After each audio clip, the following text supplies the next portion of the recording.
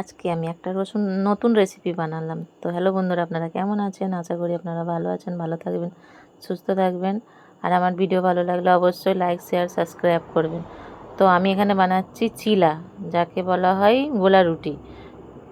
সব রকমের সবজি দিয়ে আমি বানাবো। তো দেখুন কেমন করে বানাই। আমি প্রথমে এখানে নিয়ে নিলাম 2 কাপ দই, তার মধ্যে দিলাম চিনি, 2 চামচ চিনি দিলাম। চিনি কেন? দইটা টক, আপনাদের যদি টক খেতে চান তাহলে চিনিটা স্কিপ করে দেবেন।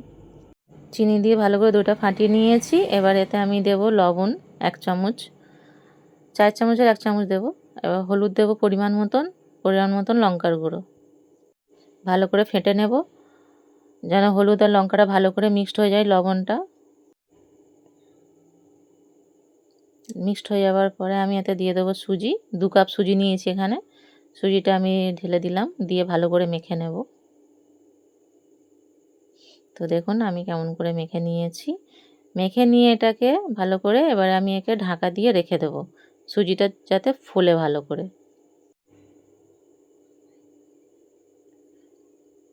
তো দেখুন আমার ভালো করে হয়ে গেছে ফাটানো। এবারে আমি ভালো ঢাকা দিয়ে রেখে দিলাম। এটা এখন আধা ঘন্টা ঢাকা দিয়ে থাকবে। তারপরে আমি এখানে সবজি কেটে নিয়েছি। ওখানে আছে ক্যাপসিকাম নিয়েছি আধখানা, অর্ধেকটা ক্যাপসিকাম কেটেছি, গাজর একটা গোটা, আর বাঁধাকপি দিয়েছি 1 টুকরো মানে অল্প। আর ওখানে আছে আপনার স্প্রিং অনিয়ন মানে পেঁয়াজ পাতা, ধনে পাতা আর একটা কাঁচা লঙ্কা। তো আধা ঘন্টা পরে আমি এটাকে সব সবজি দিয়ে ভালো করে মিক্সড করে নেব।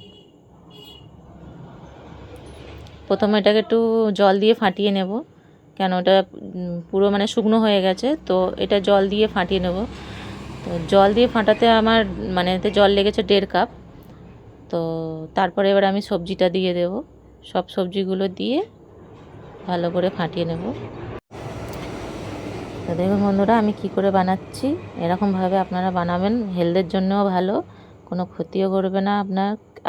মানে এইগুলো বানিয়ে অবশ্যই খাবেন আর বাড়ির লোককে খাওয়াবেন, দেখবেন টেস্টিও হয় খেতে। সব রকমের সবজি দিয়ে বানানো মানে এটা হেলথের জন্য অবশ্যই ভালো। তো ফাটানোর পরে আমি দিয়ে দিলাম একটু খাবার সোডা। এটাকে দিয়ে এবার আমি ফাটিয়ে নিয়ে ভালো করে 5 মিনিট রেখে দেবো ঢাকা দিয়ে। তারপরে এটাকে আমি দেখুন কত সুন্দরভাবে ফাটানো হয়ে গেছে। এবার আমি তাওয়ায় দিয়ে দিলাম ঘি। এটাকে ঘি দিয়ে অবশ্যই বানাবেন, যারা ডায়েট করছেন তারা ঘি খাবেন, সাদা তেল সর্ষের তেল অ্যাভয়েড করবেন। তো এটাকে আমি এবারে দিয়ে দিলাম। দেখুন ভালো করে আমি এটাকে ছড়িয়ে দেবো এর মধ্যে। তো ভালো করে ছড়িয়ে দিয়ে দেখাচ্ছি আমি, দেখুন কত সুন্দরভাবে ছড়িয়ে দিয়েছি। এবারে এটাকে আমি ঢাকা দিয়ে 2 পিঠ ভেজে নেব। 1 পিঠ ভাজা হয়ে গেছে, তুলে আমি আপনাদেরকে দেখাচ্ছি। আর 1 পিঠ ভাজা করে নেব।